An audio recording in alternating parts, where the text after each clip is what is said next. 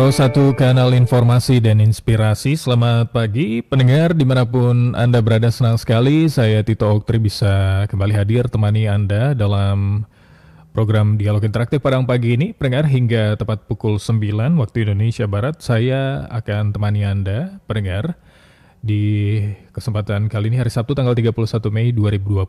Topik bahasan kita yaitu pencemaran sungai dan limbah, ancam lingkungan hidup. Anda, pendengar, kami informasikan bisa ikut bergabung bersama kami melalui telepon di 812878, WhatsApp GSM di 081166669975. Kami juga live streaming pendengar melalui kanal YouTube RRI Pro 1 Padang. Anda juga bisa maksimalkan fitur live chat di aplikasi RRI Digital. Kalau begitu saya akan langsung saja sapa dan juga perkenalkan pendengar narasumber kita di kesempatan pagi hari ini. Saya sapa dulu, ini dia ada Bapak Tasliatul Fuadi, SHUT MH, Kepala Dinas Lingkungan Hidup Provinsi Sumatera Barat, sudah hadir bersama saya pendengar di studio Pro 1. Selamat pagi, Assalamualaikum Pak Tasliatul Fuadi. Waalaikumsalam warahmatullahi wabarakatuh dan selamat pagi. Iya, izin saya panggilnya apa ini Pak? Fuad ya? Pak Fuad ya? Oke. Kabar baik, sehat ya Pak? Alhamdulillah, sehat. Alhamdulillah. Baik. Terima kasih sebelumnya Pak Fuad sudah hadir langsung di studio kita di Pro 1 RRI. Baik. Pendengar, berikutnya juga kalau saya lihat ini di Zoom ya, ada beberapa pendengar yang sudah bergabung juga, ini narasumber kita yang lain. Saya sapa juga, saya perkenalkan pendengar untuk Anda. Ini dia, ada Bapak Syafrion M, SE, MSI, Kepala Dinas Lingkungan Hidup Perumahan Kawasan Pemukiman dan juga Pertanahan, DLH PKPP dari Kabupaten Padang Pariaman. Kita coba sapa juga ya. Selamat pagi, Assalamualaikum Pak Syafrion. Waalaikumsalam warahmatullahi wabarakatuh. Assalamualaikum. Iya, waalaikumsalam warahmatullahi wabarakatuh. Kabar baik, sehat Pak Syafrion? Alhamdulillah sehat Pak. Boleh menyapa Pak? Boleh. Boleh, Selamat silakan. pagi Senior Pak Israel. Iya, Assalamualaikum Pak Kadis. Selamat pagi, Assalamualaikum Pak Fuad. Waalaikumsalam Pak Yon, Pak Azril, Prof. Ya Pak Fuad. Assalamualaikum. Pemirsa RRI di seluruh Sumatera Barat yang dapat mendengar semua nantinya diskusi kita ini. Oke, terima kasih ya Pak Syafrian sudah bersama di kesempatan pagi hari ini Pak. Oke, saya bergeser lagi. Tadi sudah disapa ya, ini dia pendengar narasumber kita yang lain, ada Profesor Dr. Insinyur Israel Bert, SU, Ketua Forum DAS Sumatera Barat. Selamat pagi, Assalamualaikum Prof. Waalaikumsalam warahmatullahi wabarakatuh. Assalamualaikum Pak Fuad, Pak Yon, para pendengar semuanya. Selamat pagi. Iya, kabar baik. Sehat Prof? Ya baik. Alhamdulillah. Kita berbagi pagi ini. Iya. Iya. Baik, kita berbagi dan juga memberikan edukasi begitu ya Prof ya? Iya betul. Topik bahasan kita. Baik, kalau begitu izin Bapak-bapak narasumber kita mulai saja. Topik bahasan kita yaitu seputar pencemaran sungai dan limbah, ancam lingkungan hidup. Ini tentunya juga mengingat ya, sebentar lagi izin ya Pak Fuad, kemudian juga Pak Syafrian dan Prof. Sebentar lagi tanggal 5 Juni kalau tidak salah ya, kita akan memperingati gitu ya Hari Lingkungan Hidup Sedunia. Nah, di bagian awal kali ini saya ingin minta komentarnya dulu dari masing-masing narasumber untuk bisa memberikan sedikit banyak pencerahan seputar topik bahasan kita. Mungkin saya mulai dulu dari Pak Fuad dulu ya. Silakan Pak Fuad. Baik, terima kasih pemirsa RRI seluruh Indonesia.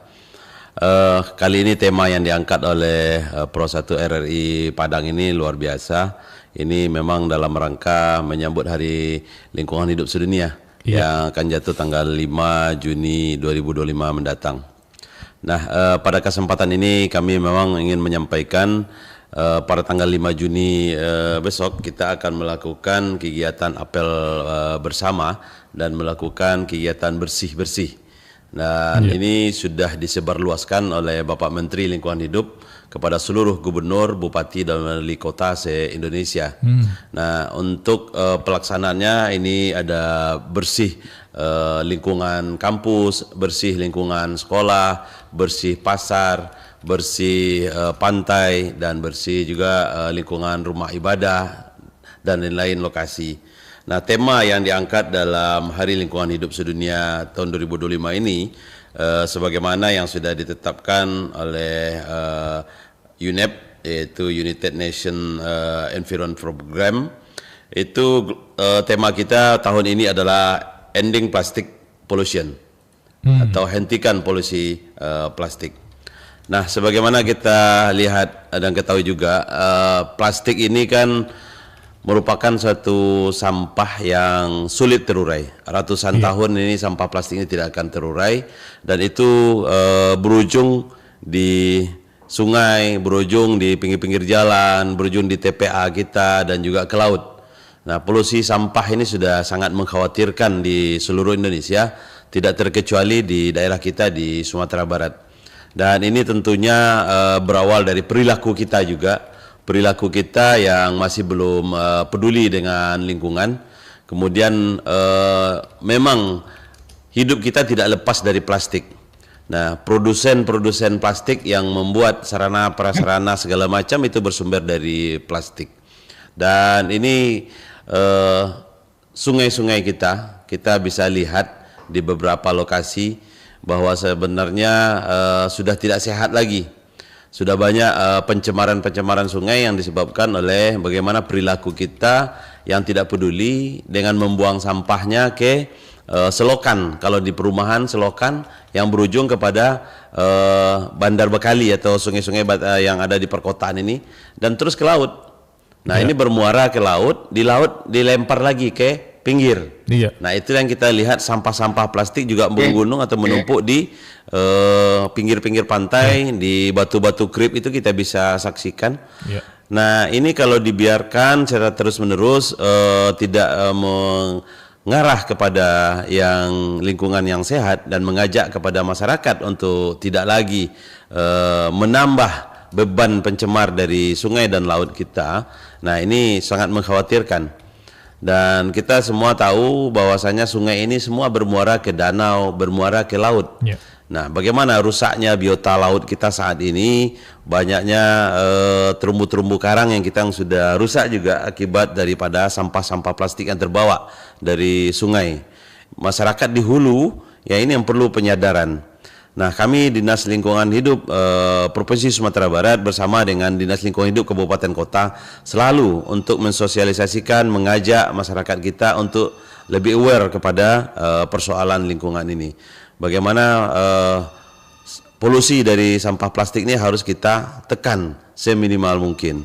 Saat ini kita kalau melihat di pinggir-pinggir pantai, bagaimana nelayan-nelayan kita menangkap ikan, melo puke. Kalau yang di Muaro kita lihat, saya sering menyaksikan, sedih kali kita, yang dapat itu bukan ikan, tapi sampah plastik. Nah, sampah plastik itu lebih banyak mendominasi di dalam jaring-jaring mereka. Dan rata-rata mereka dengan pekerja sekitar 15 orang itu, katanya hanya mendapat 50.000 saja sehari, sangat jauh menurun. Dan ini akibat daripada ya semua kita yang belum sadar. Nah, sungai-sungai yang ada di Sumatera Barat umumnya memang sudah banyak yang tercemar, terutama yang jika melintasi daripada perkotaan. Ada sungai-sungai yang melintasi perkotaan. Ada juga sungai-sungai yang seperti yang bermuara Batang Agam misalnya. Batang Agam, bagaimana parahnya Batang Agam itu yang perbatasan di Agam dengan 50 kota. Di situ ada intake daripada PLN. Itu sangat banyak sekali sampah-sampah yang ditemukan oleh petugas PLN itu yang diangkat secara berkala. Ini karena memang panjangnya sungai itu yang berhulu juga dari Ngaresiano terus ke kota Bukit Tinggi, terus lagi ke arah Baso. Semua banyak sekali pencemaran di sungai itu, dan Tambah lagi mungkin ada perbengkelan-perbengkelan ya yang tidak jauh dari aliran parit, yang kadang-kadang ada oli juga yang mengalir ke situ. Kami pernah menemukan itu di Kota Bukit Tinggi, bagaimana tumpukan oli bekas itu seolah-olah dibiarkan ada yang mengalir ke sungai. Dan inilah pencemarannya. Kemudian bagaimana juga dengan limbah-limbah barangkali ya, limbah-limbah domestik atau limbah-limbah pabrik, yang seharusnya itu dilakukan pengolahan dengan baik dan baru bisa dilepas ke badan air. Nah ini selalu juga kita awasi. Ada beberapa kegiatan kita baik di kabupaten kota juga melakukan itu, tapi kita tidak menutup kemungkinan atau tidak menutup diri. Banyak juga laporan-laporan dari masyarakat yang kita terima gitu. Seperti pabrik-pabrik kelapa sawit yang terkadang terjadi kebocoran atau terkadang ada yang melepas atau membersihkan kolam-kolam limbahnya itu dan airnya ada mengalir ke sungai, dan ada banyak pengaduan yang juga yang kita terima. Dan saat ini kita juga pernah mendengar bagaimana air di danau, misalnya Danau Singkarak yang kemarin juga sudah tercemar ya, karena saking banyaknya resort-resort wisata yang tumbuh, barangkali mungkin juga tanpa izin gitu ya, dan tidak memiliki kolam ipal atau pengendalian daripada limbahnya. Nah ini kan juga mencemari daripada sumber-sumber air. Sementara air Danau Singkarak itu dimanfaatkan oleh PDAM untuk air minum. Nah ini sudah tercemar gitu lah. Nah bagaimana hari ini kita juga melihat sampah-sampah plastik juga banyak di Danau Singkarak. Ini masalah pencemaran air gitu, pencemaran dari sungai yaitu yang mengalir dari kota Solo itu. Dari Solo mengalir terus ke Danau Singkarak juga. Beberapa kondisi ini memang kita prihatin yang harus kita lakukan. Untuk pengendalian bagaimana pencemaran sungai ini tidak berlanjut, dan bagaimana kerusakan sungai hari ini juga disebabkan oleh banyaknya tambang-tambang ilegal, misalnya tambang-tambang emas. Bagaimana sungai yang mengalir dari Solok Selatan ke Damasraya terus ke Jambi, yang kualitas air sungainya juga sudah tidak layak untuk konsumsi karena sudah memang keruh dan juga mungkin sudah tercemar oleh zat-zat yang akibat daripada tambang-tambang tadi. Mungkin itu sebagai gambaran dulu. Oke, baik. Terima kasih Pak Fuad. Saya bergeser dulu ke Pak Syofrion, pendengar sekarang. Silakan Pak Syofrion. Terima kasih. Pertama kami ucapkan terima kasih kepada RRI telah peduli terhadap Hari Lingkungan Hidup Sedunia 2025 sebagai tuan rumah yang ditunjuk oleh Pak Fuad mewakili Pak Gubernur, bahwa kita akan tanggal 5 nantinya akan melakukan agenda nasional, yaitu melakukan guru bersama, yang mana nantinya kita akan goro di dekat Masjid Syekh Burhanuddin, karena temanya kami sangat yakin sekali bahwa kita goro sambil beramal. Artinya di masjid itu, di lingkungan Masjid Syekh Burhanuddin, tempatnya penyiar, artinya tempatnya siaran agama Islam pertama di Sumatera Barat, tanggal 5 tersebut. Dan nantinya persiapan kami sudah 65%, karena kita sebetulnya apa yang disampaikan oleh Pak Fuad tadi, memang inilah yang menjadi dilema bagi seluruh daerah, di mana pemakaian plastik ini menjadi kendala besar bagi daerah, karena plastik-plastik itu menjadi bahan yang tidak bisa cair di dalam tanah, dan juga banyak masyarakat kita itu tidak peduli terhadap kondisi dan situasi bahwa plastik inilah juga mengakibatkan lingkungan akan tercemarnya. Dan kami pemerintah daerah sesuai dengan visi misi Pak Bupati Padang Pariaman, dia sudah mencanangkan di Padang Pariaman, yaitu Padang Pariaman bersih sampah.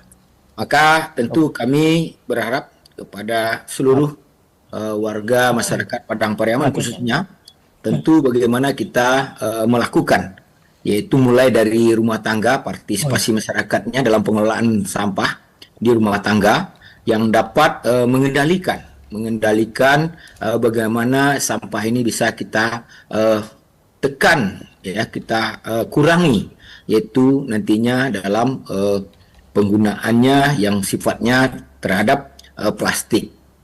Dan juga kami di pemerintah daerah Padang Pariaman selalu melakukan edukasi terhadap seluruh masyarakat, karena sampah ini menjadi problema yang sangat besar sekali. Kadang-kadang karena kami itu adalah pintu masuknya Sumatera Barat, kadang-kadang yang tidak seluruh dari masyarakat kami itu yang melakukan pembuangan sampah, tapi juga ada yang tamu-tamu kami, karena selama ini sampah ini tidak lagi menjadi perhatian khusus.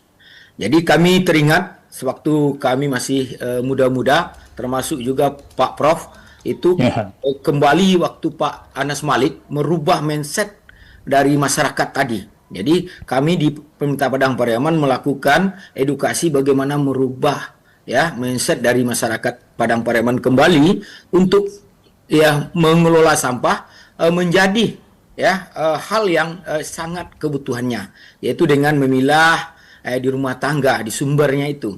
Baru nantinya kita residunya saja yang kita letakkan di tempat pembuangan sampah. Berkaitan dengan tema yang ada di HUT lingkungan hidup sedunia, tentu kita menyambut positif, karena ini sampah plastik ini sudah tidak asing lagi bagi rumah tangga, karena setiap rumah tangga itu pasti dia akan mempergunakan menghasilkan sampah-sampah dari plastik. Dan tentu ini peran daripada kita semua, karena apabila masyarakat tidak kita beri pemahaman, kita beri pengertian seperti kepemimpinan Pak Anas Malik, dan pada saat itu merubah kota Pariaman, karena kota Pariaman itu juga masuk Padang Pariaman, kota Pariaman yaitu WC terpanjang sedunia, itu berubah menjadi wisata terbaik di dunia.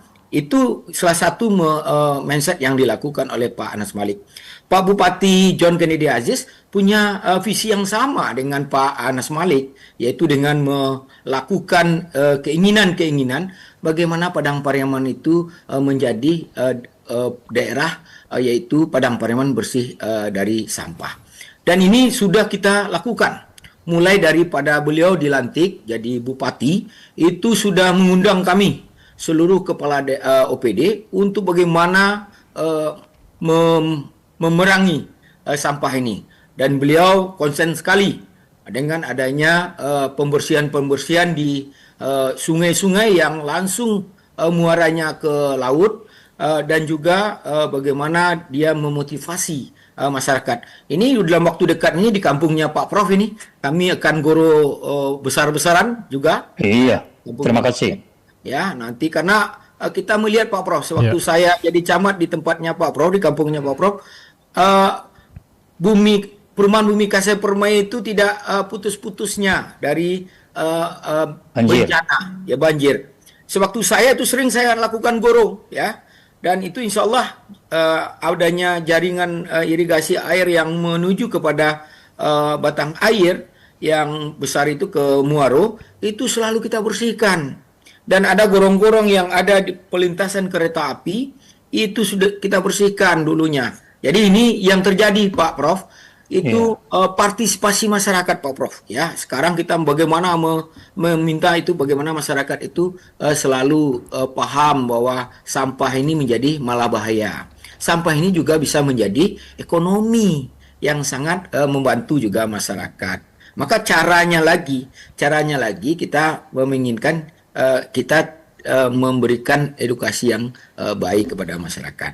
Jadi mungkin itu selaku pemerintah daerah, tentu kami terhadap judul yang di hari ini sangat luar biasa, sangat kita apresiasi, dan ini pencemaran sungai dan limbah ancam lingkungan hidup. Ini berarti kita sudah menyelamatkan nantinya generasi kita ke depan. Mungkin itu pembukaan dari kami, dan kami persilahkan kepada admin kembali. Baik, terima kasih Pak Syafrion. Saya bergeser ya sekarang ke Prof. Silakan Prof.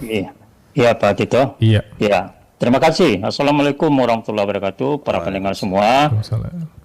Pak Fuad, Kadis Daerah Sumbar, Pak Supriyon, Kadis Daerah Padang Priaman, mengacu kepada diskusi kita pada pagi ini, para pendengar, bahwa topik kita adalah pencemaran sungai dan limbah ancam lingkungan hidup. Nah, dari topik ini kita tahu bahwa berarti sungai itu merupakan sumber kehidupan. Para pendengar dan bapak-bapak, para dialog kita, Pak Tito, sungai itu adalah merupakan drainase alam. Dan drainase di dalam kota ada juga, tapi itu drainase buatan. Nah, kenapa kita mulai dari sini? Supaya kita tahu bahwa sungai itu memang sumber kehidupan. Jadi alam telah menciptakan sendiri saluran drainasenya, yaitu sungai-sungai yang mengalir dari hulu sampai ke hilir dan bermuara ke laut atau ke danau. Dan secara alami, hulu, tengah, dan hilir itu sebenarnya sangat bersih. Karena sungai itu merupakan sumber kehidupan. Sumber air irigasi, sumber transportasi, sumber budidaya perikanan, dan lain sebagainya. Nah, oleh karena itu, sungai memang merupakan sumber kehidupan, sumber daya alam, dan itu harus kita pelihara. Nah, akhir-akhir ini seperti yang digambarkan oleh Pak Kadis Daerah Papua dan Pak Supriyon, Kadis Daerah Padang Priaman, bahwa terdata bahwa sungai-sungai yang ada sudah mulai tercemar. Tadi dijelaskan juga bahwa kalau sungai itu melewati perkampungan, perkotaan, itu sudah tercederai oleh limbah-limbah atau sampah-sampah padat dan cair, sehingga sungai tercemar. Nah, ini tidak bisa dimungkiri. Tadi sudah juga digambarkan oleh Pak Fuad, bahwa Batang Agam itu kan melewati terutama kota Payakumbuh, Bukit Tinggi, itu memang tercemar oleh limbah padat dan cair. Itu tidak bisa dihindari. Nah, begitu juga Batang Sumani, dia melewati kota Solok. Nah, itu juga tercemar oleh sampah padat dan sampah cair. Dan lebih dekat lagi kita di Kota Padang, terutama ada 16 ya, ada 23 sungai, 5 besar dan 18 kecil. Dan yang paling parah itu adalah Sungai Batang Arau yang terletak di Das Batang Arau. Nah, Sungai Batang Arau ini tercemarnya luar biasa. Dia sudah terindikasi bahwa sudah ada mikrofilm. Kemudian juga nilai baku airnya sudah melampaui batas ya. Tidak layak untuk minum, tidak layak untuk mandi dan lain sebagainya. Jadi oleh karena itu jelas bagi kita sungai ini awalnya adalah bersih, dia mengalirkan air dari hulu sampai ke hilir, tapi apabila dia melewati daerah pertanian, daerah perkampungan, perkotaan yang padat penduduk, nah tidak ya lagi tentu sungai ini terpapar oleh limbah-limbah, terutama limbah padat dan limbah cair. Kenapa melalui daerah pertanian bisa juga tercemar? Karena air-air dari daerah pertanian tersebut, air mengalir ke sungai ya. Air buangannya mengalir ke sungai. Jadi saluran drainasenya juga mengalir ke sungai. Nah, daerah pertanian kan memakai pupuk ya, pupuk anorganik ya. Terutama anorganik ya, bahan kimia, kemudian juga nanti pemberantasan hama penyakit menggunakan insektisida, fungisida, dan ini melalui curah hujan, nanti hari hujan dia terreduksir dan mengalir ke tanah dan terus ke drainase dan terus ke sungai yang ada di dekat sana. Jadi terkontaminasi oleh zat-zat kimia yang berbahaya. Dan ini tidak boleh diminum atau dilakukan untuk mandi dan sebagainya. Sungai-sungai yang tercemar itu banyak sekali. Batanghari itu luar biasa sekali. Tadi Pak Fuad juga mengatakan sungai itu tercemar bisa juga dengan adanya tambang open mining di hulu sungai atau di kiri kanan sungai seperti di Solok Selatan itu banyak sekali ada mesraya dan mencemari Batanghari. Nah, ini berisiko untuk masyarakat yang hidup di pinggir Sungai Batanghari terus ke Provinsi Jambi. Jadi oleh karena itu pada hari lingkungan hidup sedunia yang jatuh pada tanggal 6 nanti ya, kita prihatin dan kita peringati secara seksama, dan mari kita jangan menonton, jangan potret ini kita umbar begitu saja, tapi kita cari solusi bagaimana sungai itu kembali menjadi sumber kehidupan yang sehat, yang bagus, yang memenuhi ketentuan kehidupan kita semua. Dan banyak sungai di Sumatera Barat. Kalau kita sekarang kan berada di Sumatera Barat, kalau di Kota Padang ada 16, ada 18 sungai, 5 besar dan 18 kecil, yaitu Das Timbalun di selatan, Das Bungus, Das Arau, Das Kuranji, Das Air Dingin, dan Das Kandis. Nah, ini semua harus kita tekan ke terpaparnya oleh bencana. Nah, yang tidak boleh adalah pembukaan alih fungsi lahan di hulu-hulu das tersebut dan juga untuk pemukiman. Nah, pemukiman hati-hati di hulu karena dia merupakan alih fungsi lahan, sehingga nanti mungkin banyak terjadi kata Pak Soprion, erosi, sedimentasi dan lain sebagainya. Saya kira itu yang menjadi bahan topik kita. Mari kita diskusi bersama-sama bagaimana kita mengatasi supaya sungai itu menjadi sehat dan menjadi sumber kehidupan. Demikian saja Bang Tito. Ya, terima kasih. Baik. Prof, terima kasih Prof. Nah, ini pertanyaan besarnya ya, saya bergeser ini ke Pak Fuad.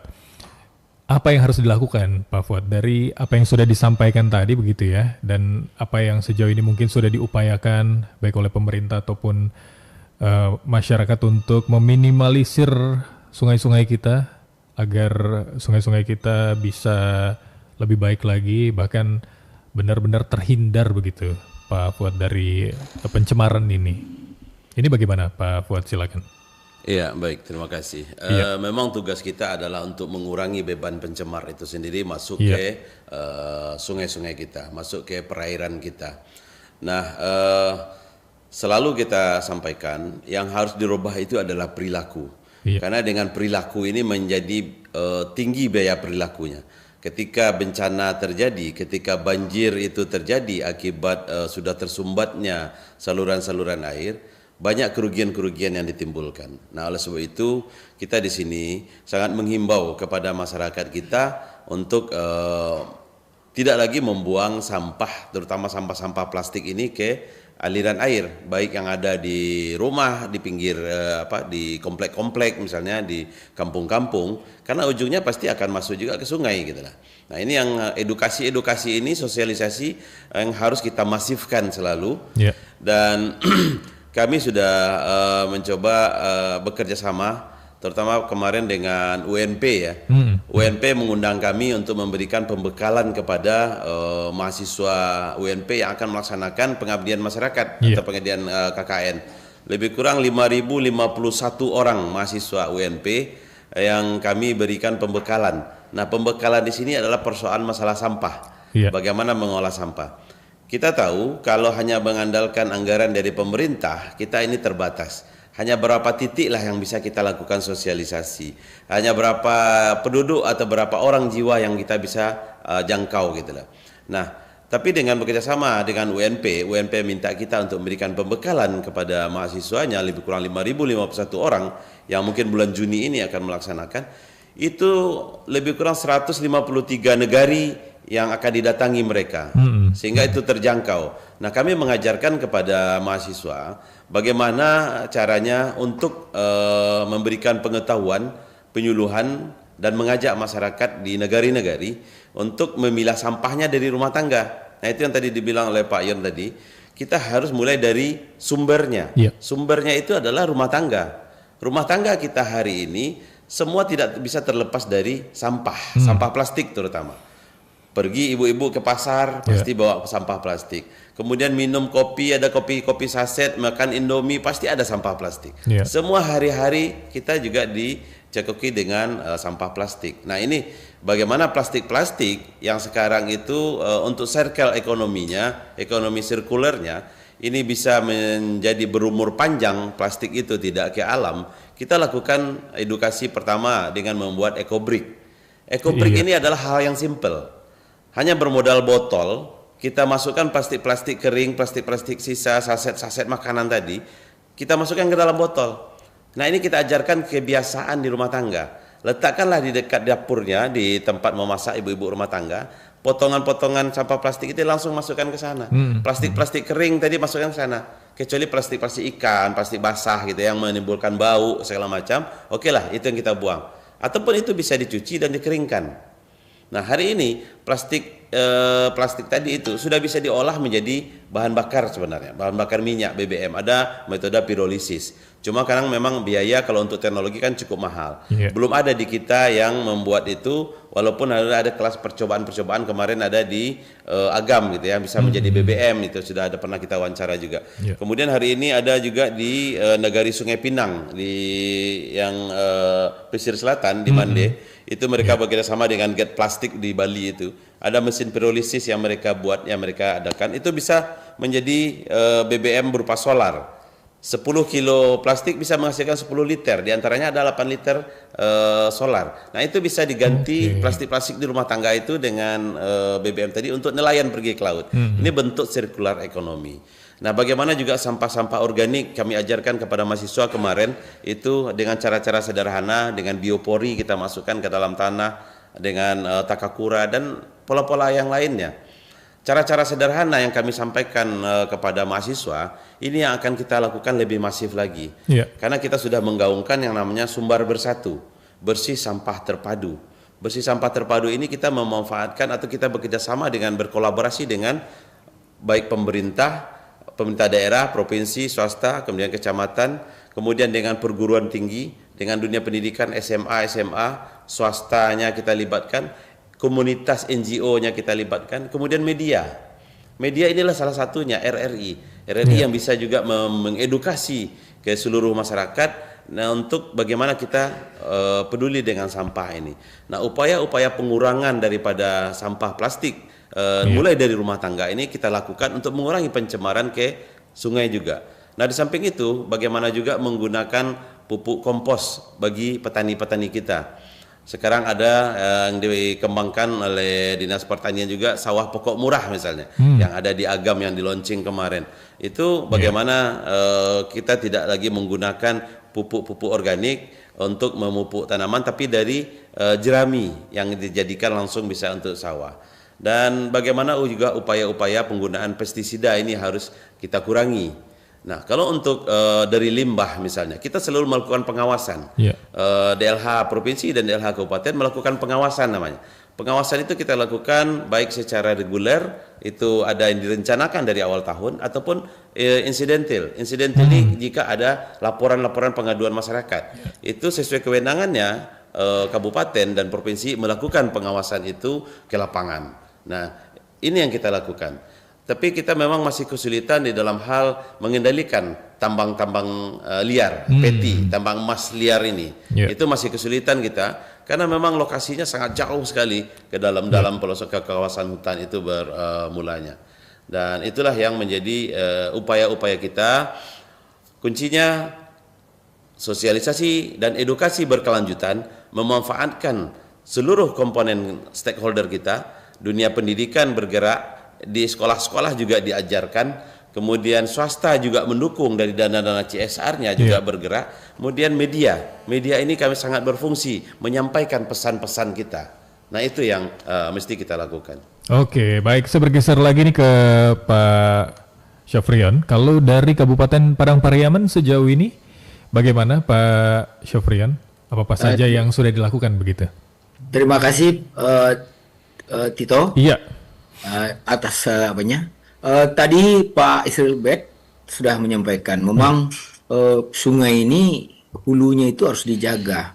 Iya. Pengalaman kita kemarin itu waktu adanya bencana yang sungai Batang Anai yang hulunya adalah di daerah Tanah Datar dan Padang Panjang itu, itu sampah plastiknya terletak di Padang Pariaman, yaitu buangan sampah plastiknya di Padang Pariaman, itu di kayu tanam. Ya, itu kami boleh dikatakan itu bergerak untuk membuang sampahnya, sampah plastiknya. Dan ini yang menyebabkan kendala besar itu yang disampaikan oleh Pak Israel tadi, Pak Prof ini. Kalau hulunya bisa terjaga dengan baik, maka hilirnya akan bersih dan tidak tercemar. Maka inilah apa yang disampaikan oleh Pak Fuad yang Kepala Dinas Provinsi, bagaimana kita menjaga nilai-nilai ini. Karena budaya ini kan, budaya untuk menjaga lingkungan ini kan sudah ada pada zaman-zaman dahulunya. Ya. Dan edukasi inilah yang perlu kita perkuat, yaitu pemahaman kembali kepada masyarakat. Kami di Padang Pariaman punya konsep bagaimana mengajak kembali masyarakat bahwa sampah itu bisa kita kelola, tidak menimbulkan bencana. Maka kami sudah juga diarahkan oleh pimpinan bagaimana kita menjadwal selalu kegiatan agenda-agenda tiap sekali 2 bulan, melihat di mana daerah-daerah yang sudah ambangnya hampir pencemaran. Ini kita akan lakukan bersama-sama untuk bisa menanggulanginya. Karena Pak Bupati punya program, karena lingkungan ini adalah untuk anak cucu kita. Kemarin ini kita membersihkan sungai Batang Ulaan. Di muaro sungai itu, ya, kita dapati tumpukan plastik ini luar biasa. Ya, mungkin sudah lebih ratusan tahun, ya, puluhan tahun. Kadang tidak kelihatan lagi merek-mereknya, tapi dia masih utuh. Tapi itulah yang kami lakukan selama 3 hari guru di sana. Mulai kami bersihkan dari tepi-tepi sungai yang bersangkutan, ya, dan melakukan sosialisasi di sepanjang sungai tersebut untuk tidak membuang sampah ke sungai.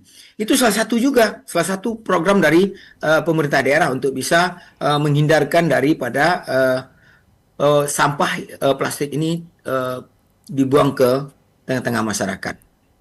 Dan yang kedua, Pak Bupati, itu setiap OPD, setiap pemerintah pelayanan masyarakat itu tidak dibenarkan lagi.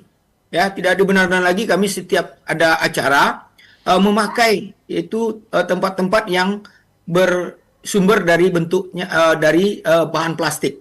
Ya, misalnya minuman dengan adanya kemasan plastik. Kami tidak boleh lagi dengan adanya surat edaran Bupati. Kami masing-masing kami membuat tumbler, yaitu membawa dari rumah masing-masingnya. Itu sudah penegasan oleh Pak Bupati. Dimulai dari PNS, dimulai dari Kecamatan dan Nagari, pemerintahan Nagari, supaya kita bisa mengurangi produksi penggunaan sampah ini oleh masyarakat.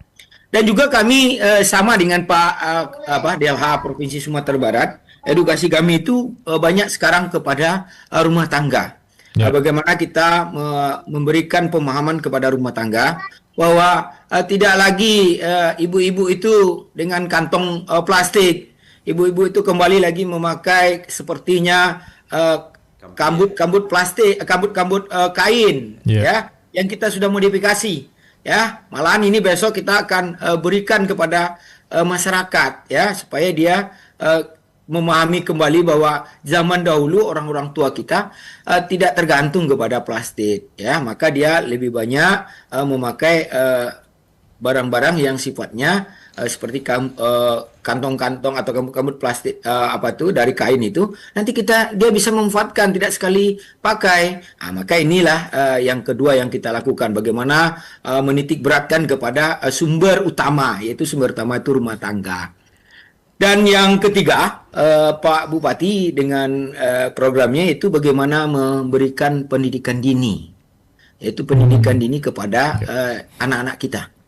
Karena mohon maaf bagi kita semua, kita tidak lagi memberikan pemahaman yang sangat dini kepada masyarakat kita bahwa membuang sampah sembarangan itu, menjaga lingkungan itu, kebersihan adalah sebagian daripada merupakan sebagian daripada iman kita juga, karena kebersihan adalah tanggung jawab kita bersama.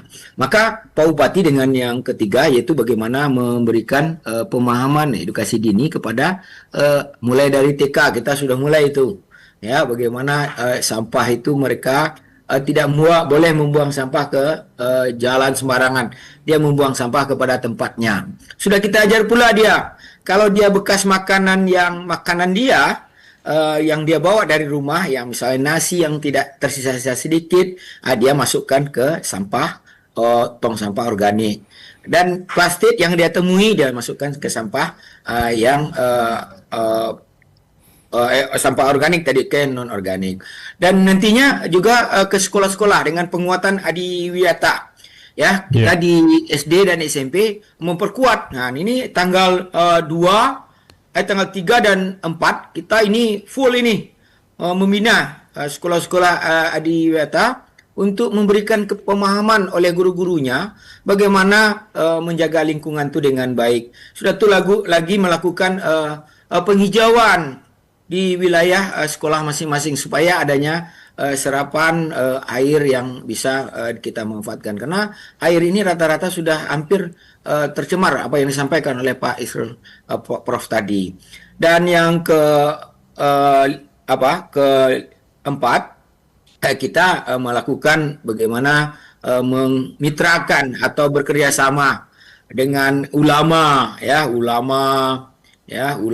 saat itu mulai Jumat kemarin sudah mulai itu, yaitu khutbah Jumat itu sudah masuk kepada penjagaan lingkungan, ya, penjagaan lingkungan, ya, sebagai untuk aset ke depan untuk anak cucu kita. Di seluruh masjid di Padang Pariaman Jumat kemarin sudah kembali lagi mengingatkan, ya, kepada jemaah seluruhnya untuk menjaga lingkungan, ya, sesuai yang disampaikan oleh Pak Prof tadi kita lakukan.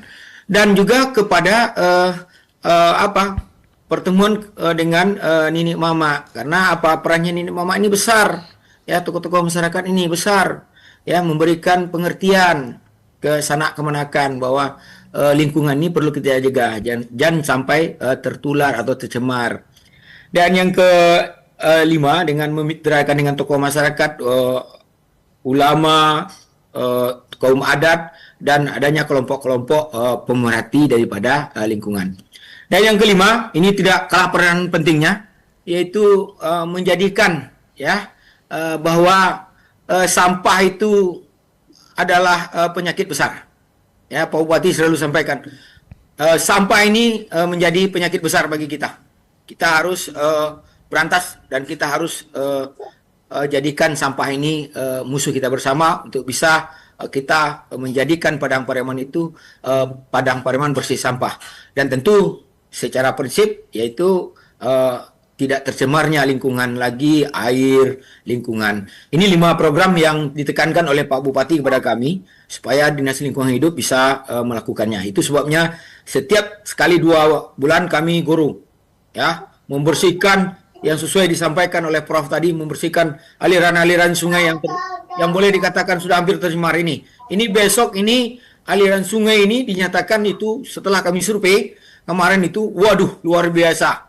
Ya, pembuangan sampah-sampahnya, plastik-plastiknya, ya. Inilah yang menjadinya malah bahaya. Apa yang disampaikan oleh Pak Fuad tadi, bisa juga nantinya kalau kita tidak cepat ini biaya kos yang sangat tinggi, ya. Berapa itu korban bencana, biayanya yang diakibatkan material dan moralnya yang sangat berat ditanggung oleh masyarakat kita. Tapi perlu juga catatannya bagi kita seluruh pemirsa RRI di seluruh Indonesia, khususnya di Padang Pariaman, mari kita jaga, jangan buang sampah ke sungai, mari buanglah sampah pada tempatnya. Karena mulailah dari rumah tangga masing-masing. Karena sampah ini kita kelola dengan baik supaya kita bisa menyelamatkan anak cucu kita. Begitu, Tito. Oke, baik. Tito, menyambung apa yang disampaikan oleh Pak Safrian ini, memang kita bicara di hulu. Nah, ini salah satu contohnya bagaimana pedagang-pedagang yang ada di air mancur. Ya. Saya pernah itu melihat kondisi realnya. Pedagang-pedagang itu karena tidak adanya sarana pembuangan sampah dan karena tidak adanya pemerintah daerah mengangkut sampahnya, mereka buang sampahnya ke selokan yang mengalir ke sungai. Di situ ada rumah makan. Saya pernah turun langsung, saya ke bawah jembatan itu. Saya turun ke bawah jembatan, wah miris sekali. Banyak sekali sampah-sampah pedagang itu yang dibuang dan rumah makan yang ada di situ buangnya ke sungai itu. Nah inilah yang namanya hulunya sampai ke Padang Priaman ini. Nah, Temannya kami Iya, tempat membuangnya akhirnya ke Padang Priaman. Nah itu kan batas Padang Priaman dengan tanah datar. Ketika saya pertanyakan itu kepada kelompok yang pengelola Pok Darwis di sana, alasannya karena tidak ada pengangkutan sampah di sini, Pak. Pernah ada tong sampah katanya tapi tidak diambil. Yang dibawa sama truk itu dari tanah datar, tapi tidak diambil. Nah akhirnya masyarakat tidak mau lagi membuang sampah di sana, malah ditutup. Nah ini kami juga sama yang disampaikan oleh Pak Yon tadi, bagaimana kondisi Padang Pariaman hari ini. Banyak masyarakat membuang sampahnya ke sungai. Tadi sudah diperiksa, sudah diinspeksi oleh Pak Safrion. Ini lagi-lagi kita juga harus melihatnya bagaimana pemerintah daerah betul-betul serius menangani sampah ini dengan menyediakan sarana prasarananya. Ya Pak Yon ya, bagaimana Pak Bupati nanti menyediakan sarana prasarana di tingkat masyarakat ini perkampungan. Kemudian bagaimana juga pemerintah daerah dalam hal ini pengangkutannya. Dalam hal pengangkutan pengadaan mobil misalnya, Pak Yon ini aja ngomong ke saya dia cuma punya mobil 3, Pak. Waduh. Ya Pak Yon ya. Ya, jumlah kecamatan 17, jumlah kecamatan 17, jangkauannya seluruh kilometer itu sampai ke batas air terjun tadi, sampai ke Agam juga. Cuma punya kendaraan 3. Bagaimana sebuah kabupaten bisa menyelesaikan persoalan sampahnya? Ya akhirnya, ya ini masyarakat buang sampahnya ke sungai.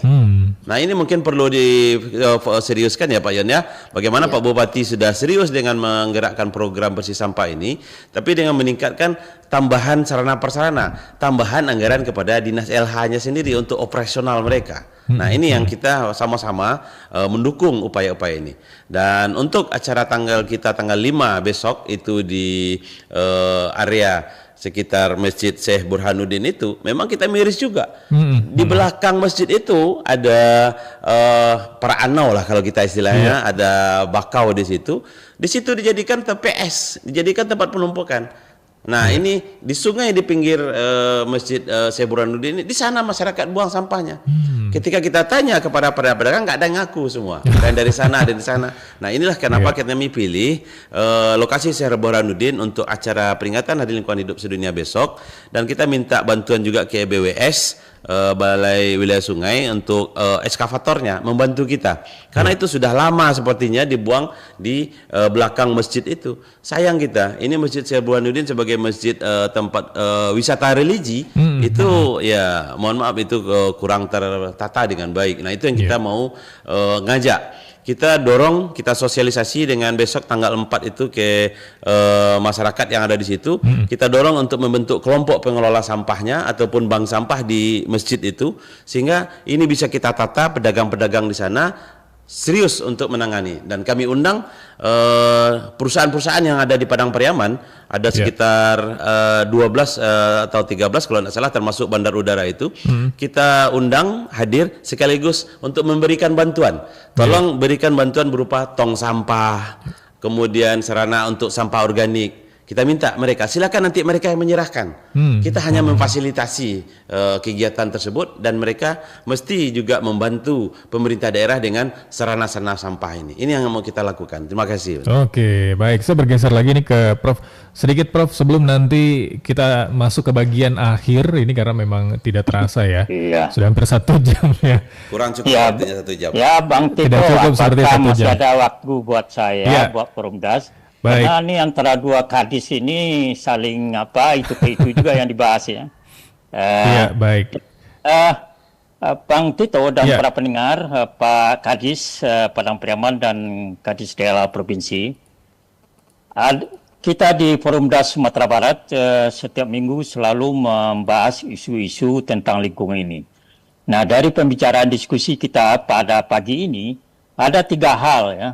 2 hal sudah kita bahas hari ini. 1 hal lagi kita melupakannya.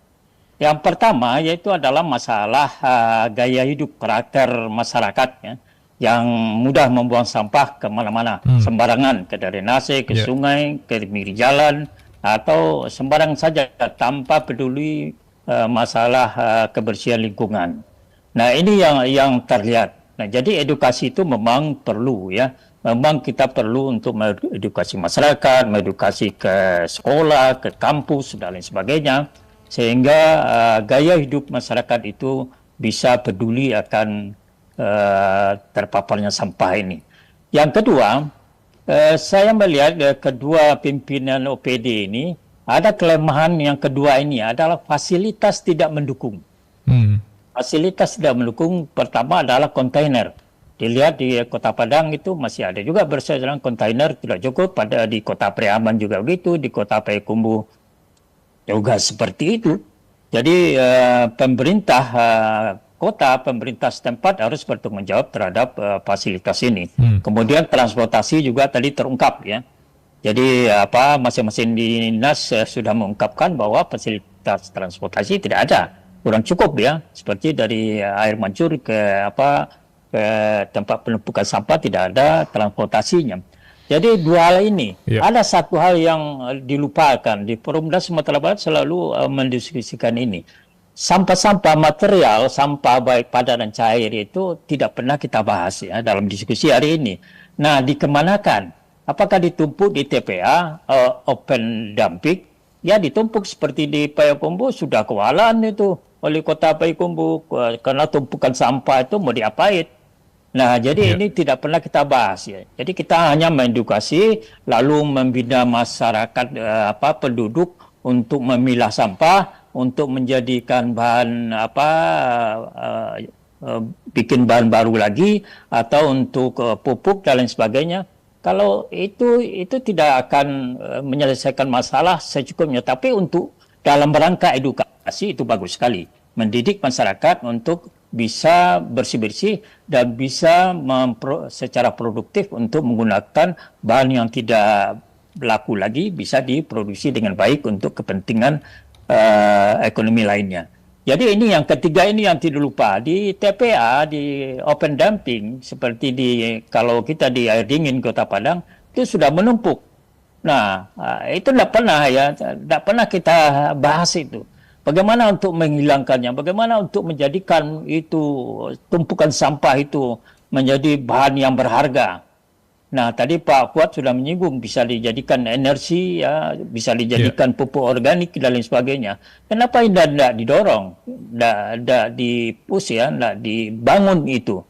Jadi ini suatu kelemahan di hulunya kita bahas, tapi di hilirnya terpapar kita. Nah, kalau itu tidak kita benahi, Pak Oto, para pendengar, ya itu sumber penyakit di suatu tempat. Kalau di Kota Padang menjadi sumber penyakit di Kota Padang, baik melalui udara maupun melalui virus-virus lainnya. Jadi oleh karena itu, Perumdas sebenarnya sudah mencoba berupaya ya, memberikan informasi masukan kepada Kota Padang melalui DLH, Dinas Lingkungan Hidup, dan kita sudah coba mendekati sebuah perusahaan besar ya, PT industri yang akan mengolah sampah menjadi bahan pupuk organik dan bahan untuk energi, bahan bakar dan lain sebagainya. Ini malah sudah kita diundang ya, sudah memberikan PT Wisnu dari Jakarta sudah melayangkan surat ke wali kota untuk beraudiensi dan ditanggapi oleh DLH Kota Padang untuk kita bertemu. Dan kita hadir dalam pembahasan ini, malahan Perumdas Sumatera Barat mendorong supaya pabrik ini ada untuk mengatasi supaya material sampah ini bisa diolah menjadi bahan yang berguna. Ini yang kita lupakan dalam diskusi hari ini. Tapi saya lihat belum ada perkembangannya tentang industri sampah ini. Padahal industri sampah ini sudah menjanjikan dividennya, bagi hasil dan sebagainya untuk kota.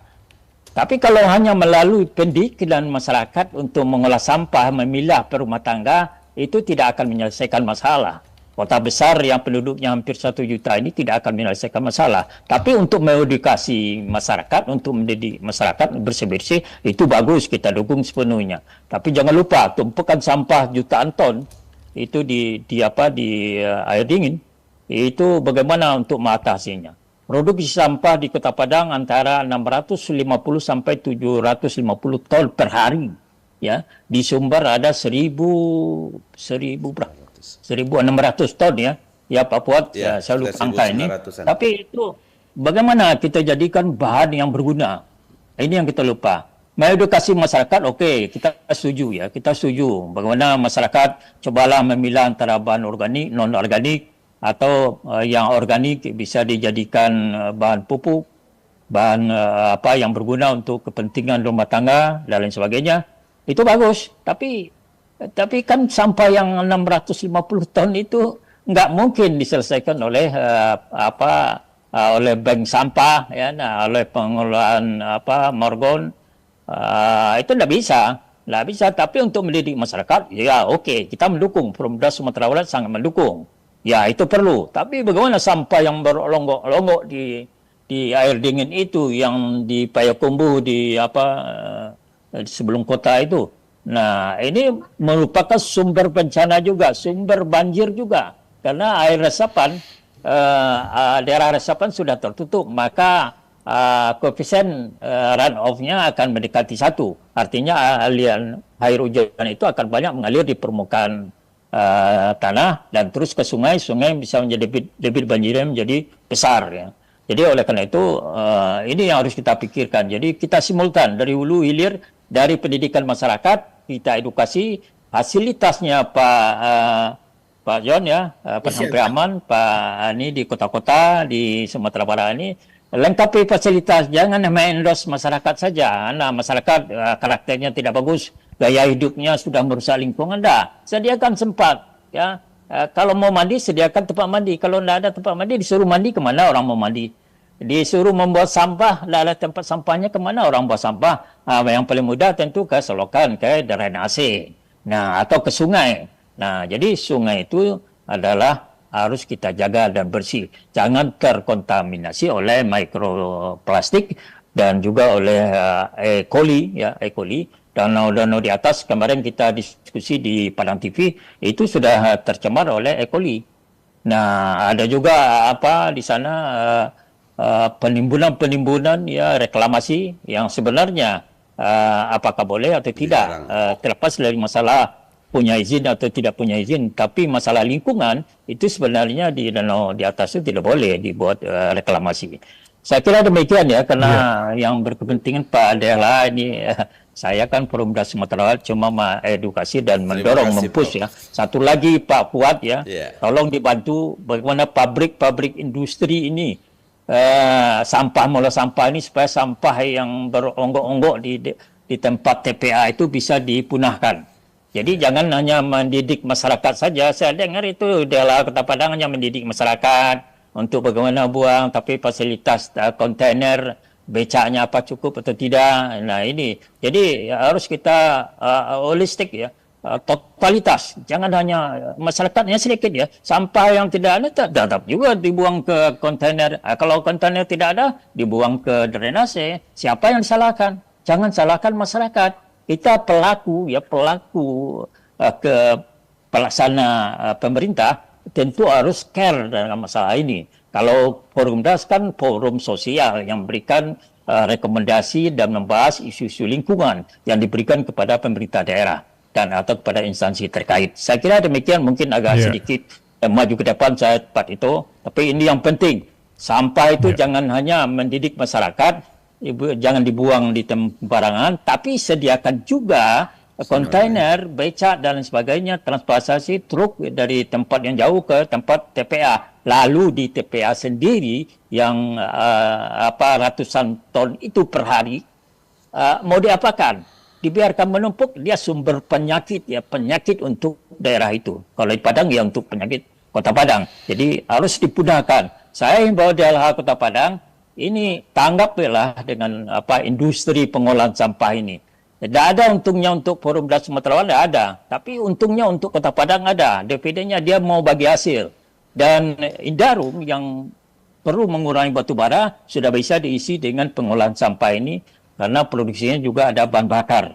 Nah, pupuk organik juga bisa dihasilkan, pertanian di Sumatera Barat, di Kota Padang bisa lebih bagus nantinya. Saya kira pola pikir yang terkooptasi, yang tidak mau out of looking, itu berbahaya sekali sebagai manajemen daerah, manajemen suatu dinas tertentu. Demikian saja, terima kasih. Wassalamualaikum warahmatullahi wabarakatuh. Waalaikumsalam warahmatullahi wabarakatuh. Baik, Pak Fuad, ada lagi yang ingin disampaikan sedikit? Betul apa yang disampaikan Prof tadi, makanya kita sampaikan tadi sumber bersatu. Ini kita harus berpikir dari hulu ke hilir. Dari hulunya tadi kita lakukan edukasi, lakukan penjagaan, pengawasan. Di hilir memang kita juga harus menyediakan sarana prasarana dan melakukan pemusnahan. Cuman karena teknologi yang untuk pemusnahan sampah di TPA ini sudah beberapa perusahaan yang ingin kerjasama. Tapi lagi-lagi ketika disampaikan masalah biaya tapping fee, nah mudah-mudahan saja ini ada beberapa perusahaan kalau memang dia tidak minta tapping fee, itu kita ini mungkin welcome, daerah-daerah welcome. Tapi ketika sudah bicara tapping fee, berapa daerah akan membayar kontribusi untuk pemusnahan sampah itu kalau tidak salah, kalau menggunakan teknologi itu di kisaran 250.000 sampai 400.000 rupiah. Daerah-daerah kabupaten kota pada mundur. Karena nggak sanggup. Dengan kami aja TPA regional itu mereka hanya dibebani 20.000 rupiah per ton. Nah, mudah-mudahan saja investor-investor yang baru yang ingin berinvestasi di Sumatera Barat, kemarin kalau tidak salah ada juga datang dari Jepang yang menghadap Bapak Gubernur, kita lihat ada informasinya, ingin berinvestasi membantu mengolah sampah. Sebenarnya kita sangat terbuka. Silakan kalau TPA kita regional di Payakumbuh ada peluang untuk itu dan juga di Solo kita sangat terbuka. Tapi ketika dia minta tapping fee ke daerah harus membayar 400.000 rupiah per ton atau 210.000 ton, itu agak kesulitan. Mungkin itu ya. Baik. Saya mendengar langsung diskusi antara DLH Kota Padang dengan Gisindo ini, tidak ada Kota Padang dibebani, malah Kota Padang dapat bagi hasil. Harusnya bisa diterima dengan cepat itu, Prof ya. Perumdas hadir, Perumdas menekan kalau bagi hasil itu bagus. Tapi kalau masih pula Kota Padang menanggung beban biaya, menanggung tenaga kerja, ya enggak. Tenaga kerja malah dia serap, ya dia bayar. Jadi semuanya pabrik, equipment-nya dilakukan oleh perusahaan itu sendiri. Mudah-mudahan bisa berinvestasi, Bro. Iya. Nah, kalau yang tadi Pak Fuad katakan kita harus bayar juga, dia cari hidup dengan perusahaannya, lalu kita bayar pula. Ini nggak masuk akal nih. Itu selama ini yang terjadi, Bro. Makanya belum ada. Silakan pergi. Tapi PT WIF Gainshindo ini kita rekomendasi bagus ya. Perumdas tidak jadi pialang. Setuju kita, Bro. Pialang karena ingin menjaga lingkungan di Sumatera Barat ini sudah bisa bersih-bersih dan memusnahkan sampah-sampah yang terungguk di mana-mana. Saya kira ini tapi saya belum melihat klausulnya atau jalan keluarnya atau respon dari DLH Kota Padang. Saya kira demikian. Terima kasih. Oke, baik. Izin Prof, Pak Fuad dan juga Pak Syafrion sepertinya harus kami akhiri ya, karena sudah lewat tepat pukul 9. Mudah-mudahan nanti lain waktu, lain kesempatan bisa diskusi lagi. Diskusi para kembali. Pendengar kita tidak diberi kesempatan nih Pak Tito. Sempat waktunya. Harus lebih waktunya lagi nih Pak Fuad terlalu memborong ini. Ini mungkin karena kecintaan narasumber ya. Terhadap pembahasan kali ini. Memang cukup bisa dikatakan ini pembahasan cukup hangat ya. Jadi bisa nanti lewat WA aja kalau pertanyaannya ada yang mau disampaikan. Baik, siap. Pak Syafrion selalu mengapunkan Pak Bupatinya. Baik, terima kasih banyak Prof sekali lagi. Pak Syafrion, Pak Fuad. Terima kasih sama-sama. Sudah bersama dalam Perang Pagi ini. Pendengar dimanapun Anda berada, harus kami akhiri untuk diskusi kita, dialog interaktif Perang Pagi ini. Topik bahasan kita pencemaran sungai dan limbah ancam lingkungan hidup. Dengan narasumber kita pendengar ada Bapak Tasliatul Fuadi, SHUT MH, Kepala Dinas Lingkungan Hidup Provinsi Sumatera Barat. Kemudian juga ada Pak Syafrion M, SE MSI, Kepala Dinas Lingkungan Hidup, Perumahan Kawasan Pemukiman dan Pertanahan, DLH PKPP Kabupaten Padang Pariaman. Juga tadi sudah bersama dengan Profesor Israel Bert, Ketua Perumdas Sumatera Barat. Saya akhiri pendengar untuk dialog interaktif Padang Pagi ini. Akhir kata, assalamualaikum warahmatullahi wabarakatuh. Demikian telah Anda ikuti dialog Padang pagi ini.